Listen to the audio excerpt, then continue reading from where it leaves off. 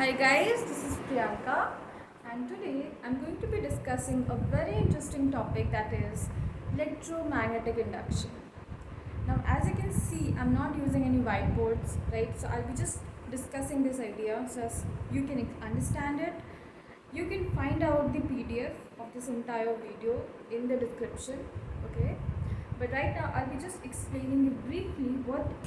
So this experiment was discovered by Faraday, and when he was discovering this phenomenon, he did three kinds of experiment, okay, to better understand what this is.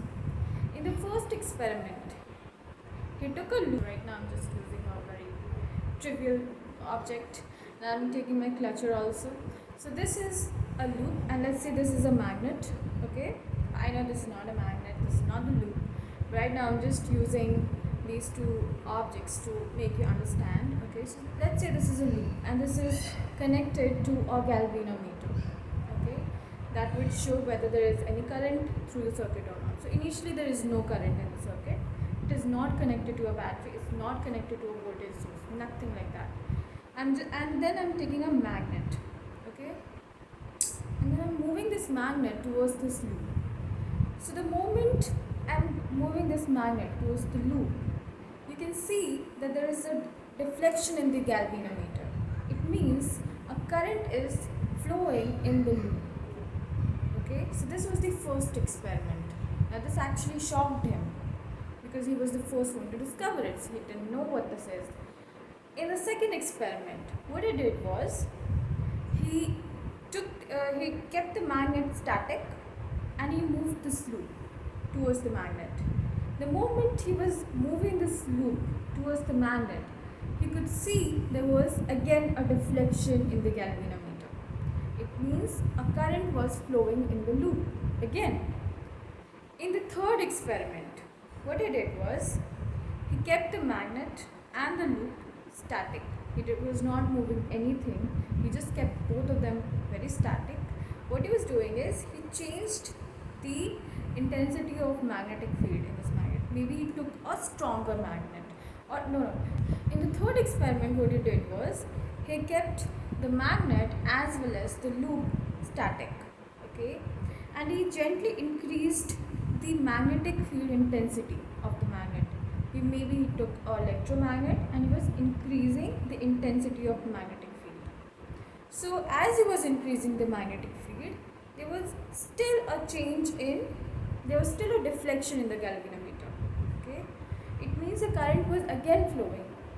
So these three experiments, he draw a conclusion that whenever there is a change in magnetic flux linked with the coil, there is an induced EMF, or there is a potential difference that is created in the coil, because current will not flow if there is no potential difference, right?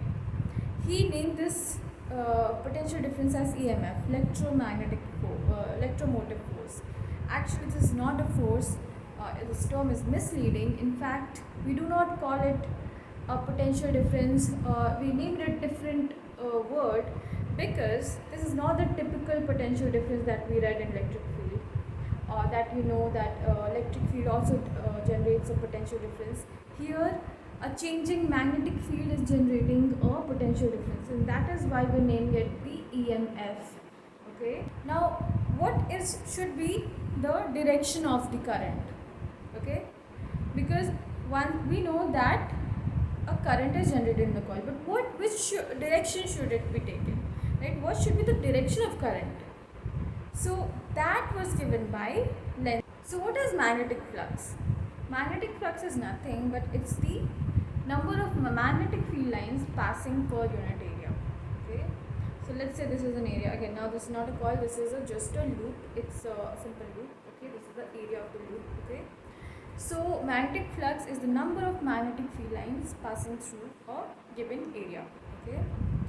So let's say this is a magnet.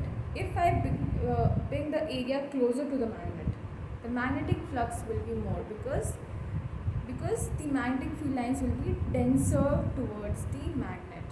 you must have read in electric field also that every charge creates an electric field around it, and that is also, and electric field lines is nothing but a measure of electric field intensity. The more the electric field intensity, the more will be, the denser will be the electric field lines, the closer will be the electric field lines. So as I bring the area closer to the magnet, the density of lines, the density of magnetic field lines will increase, and hence the magnetic flux will increase.